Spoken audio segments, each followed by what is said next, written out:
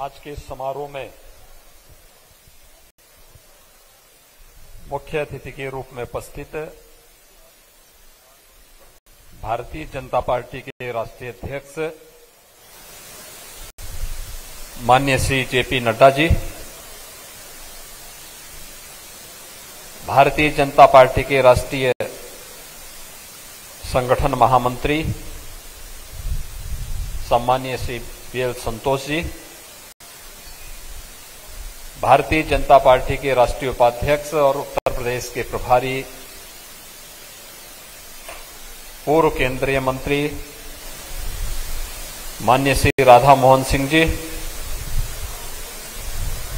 Bharatiya Janata party के प्रदेश के अध्यक्ष माननीय श्री स्वतंत्र देव सिंह जी, आज के इस कार्यक्रम के अध्यक्ष आगरा के वरिष्ठ चिकित्सक doctor NC Gupta ji, Bharatiya Janata party के उत्तर प्रदेश के सह संगठन मंत्री श्री करमबीर सिंह जी, सह प्रभारी श्री संजीव चौरसिया जी, राज्यसभा के माननीय सांसद श्री अनिल जैन जी, किसान मोर्चा के राष्ट्रीय अध्यक्ष और फतेहपुर सीकरी से माननीय सांसद श्री राजकुमार चाहर जी, प्रदेश महामंत्री Ashwini Tyagi ji, Indian medical association और उत्तर प्रदेश आयुर्वेद परिषद, होम्योपैथ और यूनानी संघ से जुड़े हुए सभी हमारे वरिष्ठ चिकित्सकगण और उपस्थित भाइयों बहनों, आप सब की ओर से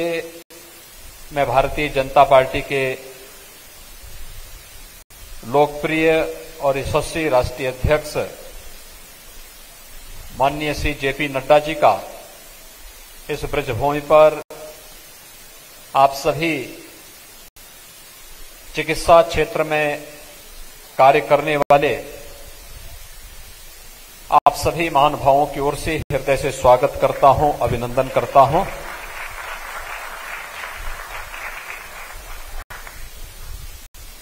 माननीय राष्ट्रीय अध्यक्ष जी की हार्दिक इच्छा थी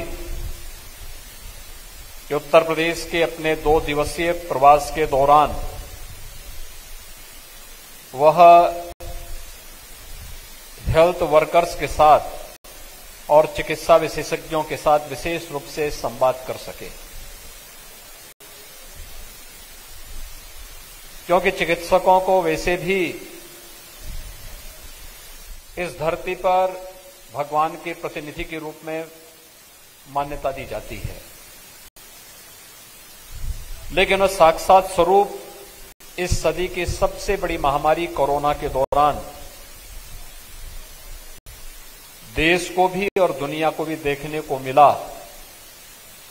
जब स्वयं की प्रवाह के बगैर एक एक चिकित्सक, एक एक स्वास्थ्यकर्मी, एक एक कोरोना वॉरियर्स दूसरे को बचाने के लिए निकल पड़ा और देखते ही देखते जिस महामारी से पूरी दुनिया में भय था, वह महामारी एक एक करके नियंत्रण में आती हुई दिखाई दे रही है। इस अवसर पर मैं आप सभी का हृदय से अभिनंदन करता हूं, स्वागत करता हूं। वास्तव में आज का दिन भारतीय जनता पार्टी के राष्ट्रीय नेतृत्व की ओर से कोरोना कालखंड में आपके द्वारा किए गए सेवा कार्य के लिए आप सबके अभिनंदन का दिन है।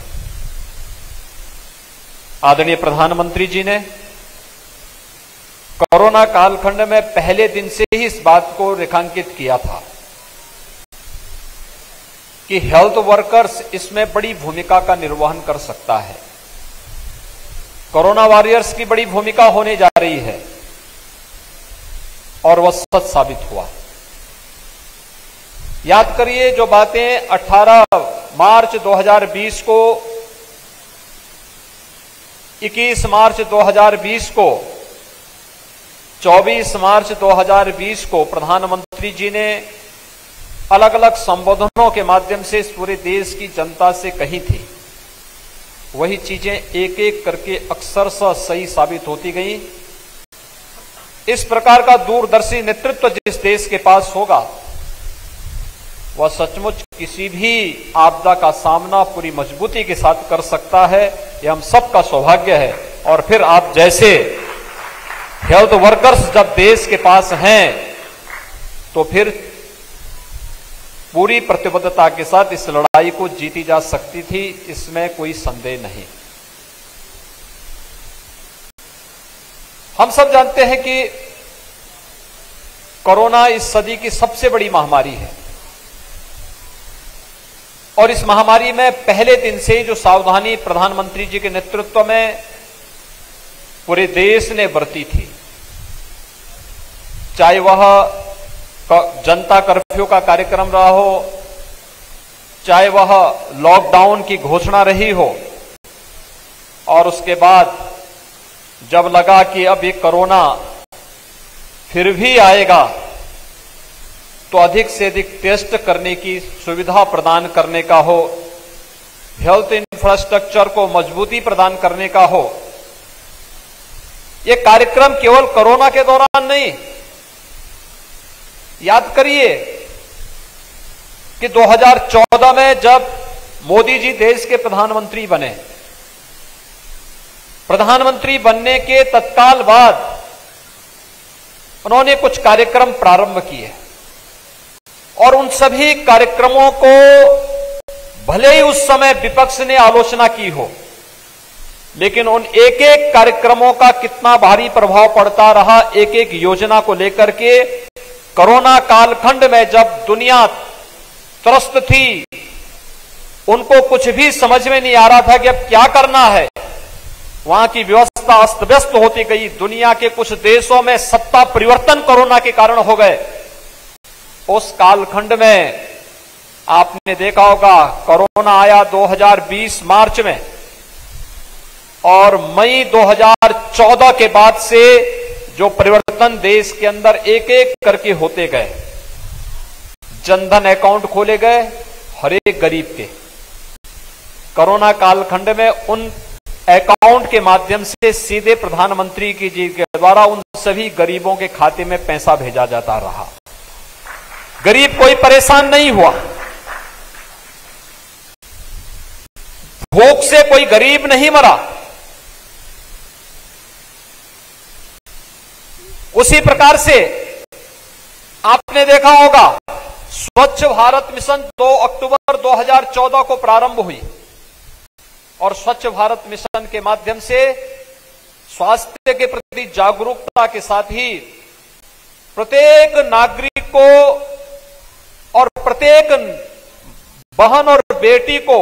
हम सुरक्षा की गारंटी कैसे दे सकते हैं, नारी गरिमा का प्रतीक भी स्वच्छ भारत मिशन के अंतर्गत 10 करोड़ परिवारों के बीच में बना हुआ शौचालय, प्रत्येक घर में बना हुआ शौचालय इस बात का प्रमाण बना। एक एक करके योजनाएं, हर गरीब को सिर ढकने के लिए छत मिल सके, शुद्ध पेयजल की व्यवस्था हर घर तक हो सके,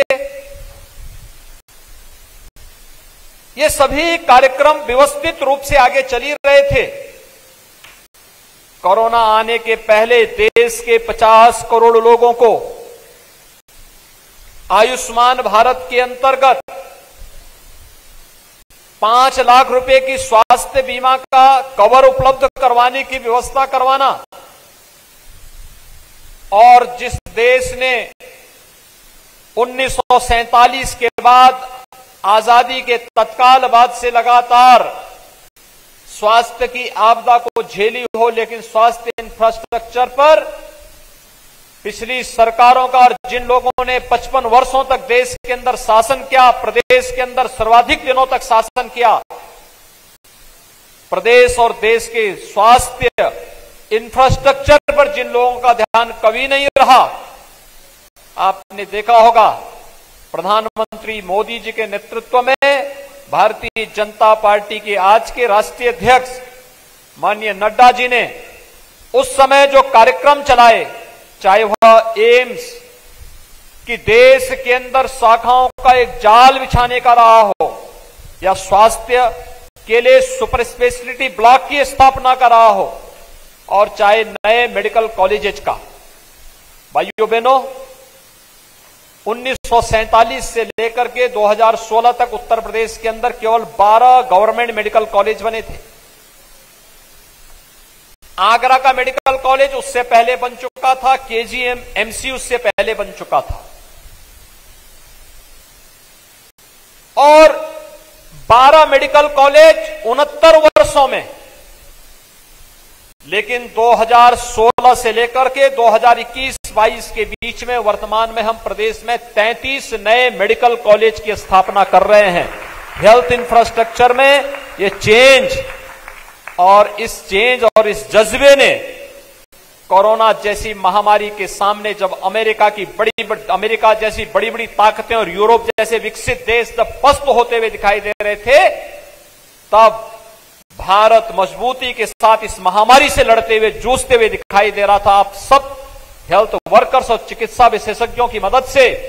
प्रधानमंत्री मोदी जी के नेतृत्व में, तो इसलिए क्योंकि इस देश का यशस्वी नेतृत्व बड़ी दूरदृष्टापूर्ण तरीके से पहले से उस प्रकार की व्यवस्था सुनिश्चित कर चुका था।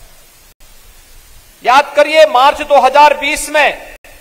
इटली से आए हुए व्यापारियों के साथ जब आगरा में कोरोना का पहला केस आया था, तब आगरा में भी और उत्तर प्रदेश में भी टेस्टिंग की एक भी लैब नहीं थी। हमें लैब के लिए, सैंपल टेस्ट के लिए NIB पुणे भेजना पड़ा था। हमारे पास यहां के मेडिकल कॉलेज में, SN मेडिकल कॉलेज में भी भर्ती करने की कोई सुविधा नहीं थी। हमें नड्डा जी के द्वारा उपलब्ध कराई गई एडवांस लाइफ सपोर्ट एम्बुलेंस से उन मरीजों को सफदरजंग दिल्ली भेजना पड़ा था, और वे बाद में सुरक्षित उनको उपचार करके घरों तक उनका पहुंचाने का कार्य हुआ था। और भाइयों बहनों, आज प्रधानमंत्री मोदी जी की अनुकंपा से, भारत सरकार के सहयोग से, आप सबके आशीर्वाद से उत्तर प्रदेश 4 लाख टेस्ट प्रतिदिन करने की क्षमता विकसित कर चुका है। 4 लाख टेस्ट प्रतिदिन। आज हमारे पास 2 लाख L1, L2 और L3 फैसिलिटी के बेड्स मौजूद हैं, जिसके माध्यम से हम कोरोना के या किसी भी इस प्रकार की आपदा में मरीजों को बेहतर स्वास्थ्य की सुविधा उपलब्ध करवा सकते हैं। मुझे याद है जब कोरोना की आहट हुई, हमसे कहा गया कि कितने ऐसे जनपद हैं जहां पर आपके पास ICU की सुविधा होगी, कितने में नहीं है। तो 75 में से 36 ऐसे जनपद थे जहां पे एक भी ICU का बेड नहीं था। और आज हर एक जनपद में हमारे पास लगभग 100 ICU के बेड्स मौजूद हैं। और अगर मैं L1, L2, L3 की फैसिलिटी की सुविधा की बात करता हूं, तो हमारे पास ये संख्या बढ़कर के 2 लाख बेड्स होती हैं। और केवल द्वितीय लहर को ही नियंत्रित करने में नहीं, बल्कि तीसरी लहर की आहट के बीच में भी हम लोगों ने उसकी पहले से तैयारी कर ली है कि अब उत्तर प्रदेश के अंदर किसी भी व्यक्ति को चिकित्सा के अभाव में इधर उधर भटकने की आवश्यकता नहीं पड़ेगी। यह प्रधानमंत्री मोदी जी के और यशस्वी नेतृत्व के कारण ही उत्तर प्रदेश के अंदर संभव हो पाया है। भाइयों बहनों, दूसरी लहर में ऑक्सीजन की जो किल्लत हुई, महामारी के दौरान संसाधन अक्सर कम पड़ते हैं, और यह तो इस सदी की सबसे बड़ी महामारी थी। इस महामारी के दौरान हमने ऑक्सीजन के बारे में देखा होगा। ऑक्सीजन पहुंचाने का कार्य भारत सरकार ने जिस युद्ध स्तर पर किया था, वह सबके सामने है। आज उत्तर प्रदेश में हर जनपद को ऑक्सीजन के क्षेत्र में आत्मनिर्भर बनाने की दिशा में कार्य प्रारंभ हो रहा है। 552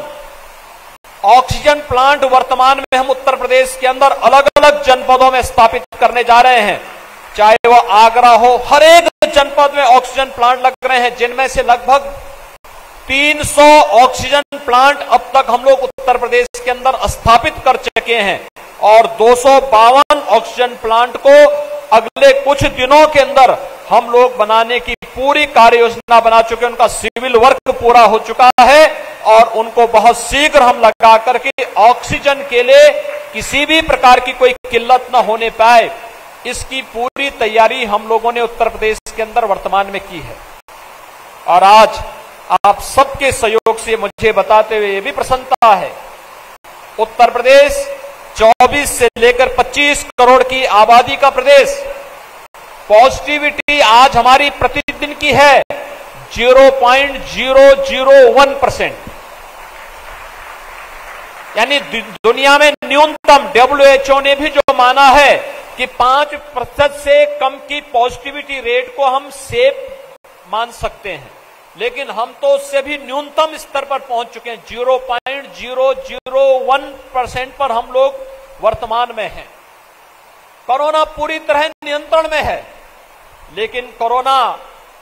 अभी समाप्त नहीं हुआ है। प्रधानमंत्री जी ने जो इसके बारे में निरंतर जागरूकता पैदा करने की बात कही है कि 2 गज की दूरी और मास्क है जरूरी का पालन तो हमें करना ही होगा, लेकिन हम सबको आभार व्यक्त करना चाहिए प्रधानमंत्री मोदी जी के नेतृत्व को, जिन्होंने इस देश के वैज्ञानिकों को प्रोत्साहित करते हुए इस देश के प्रत्येक नागरिक को सुरक्षा कवच के रूप में फ्री में वैक्सीन उपलब्ध करवाने का कार्य किया है। और आप सभी चिकित्सा विशेषज्ञ इस बात को जानते हैं कि वैक्सीन, किसी भी महामारी के लिए वैक्सीन ये पहली बार भारत के अंदर इतनी जल्दी उपलब्ध हो पा रहा है। इससे पहले आज तक डेंगू का कोई वैक्सीन नहीं आ पाया, आज तक स्वाइन फ्लू का कोई वैक्सीन नहीं आ पाया, सॉर्स का कोई वैक्सीन नहीं आया, आज तक किसी भी बर्ड फ्लू का कोई वैक्सीन नहीं आया, एक्यूट इंसेफ्लाइटिस का कोई वैक्सीन नहीं आ पाया। लेकिन कोरोना महामारी के भारत में आने के 9वें महीने में ही वैक्सीन, एक नहीं 2 स्वदेशी वैक्सीन भारत के नागरिकों को सुरक्षा कवच प्रदान करने के लिए प्रधानमंत्री मोदी जी ने दिया। और आज प्रधानमंत्री मोदी जी के सुशील नेतृत्व में, अपने राष्ट्रीय नेतृत्व के मार्गदर्शन में उत्तर प्रदेश देश के अंदर सर्वाधिक टेस्ट करने वाला राज्य है। 6,75 लाख के आसपास टेस्ट हम लोग वर्तमान में कर चुके हैं प्रदेश के अंदर। प्रदेश के अंदर हम लोगों ने 5,35 लाख से अधिक लोगों को अब तक वैक्सीन उपलब्ध करवा दिया है और इसमें से 2,21 लाख से अधिक केवल युवा हैं। 18 से 44 आयु वर्ग के युवाओं को भी हम वैक्सीन दे चुके हैं। वैक्सीन भारत सरकार हर एक नागरिक को उपलब्ध करवा रही है। वैक्सीन के लिए तमाम प्रकार से गुमराह करने का प्रयास हो रहा है, लेकिन आप सभी हमारे जितने भी हेल्थ वर्कर्स हैं, आपका जो सहयोग और जिस प्रकार से इस महामारी के दौरान भी हेल्थ वर्कर्स ने काम किया है, वो अत्यंत अभिनंदनीय रहा है। हर कोरोना वॉरियर्स का, हर हेल्थ वर्कर्स का, जिन्होंने कोरोना महामारी के दौरान भारत सरकार और प्रदेश सरकार की गाइडलाइन में स्थानीय प्रशासन के साथ, जनप्रतिनिधियों के साथ मिलकर के कार्य किया है, मैं उन सब का एक बार फिर से हृदय से अभिनंदन करता हूं। आगे की अपनी तैयारी पूरी मजबूती के साथ हम कर पाएंगे, इस विश्वास के साथ मैं आज के इस हेल्थ वर्कर्स के और चिकित्सा विशेषज्ञों के इस अभिनंदन समारोह में भारतीय जनता पार्टी के राष्ट्रीय अध्यक्ष माननीय श्री JP नड्डा जी का,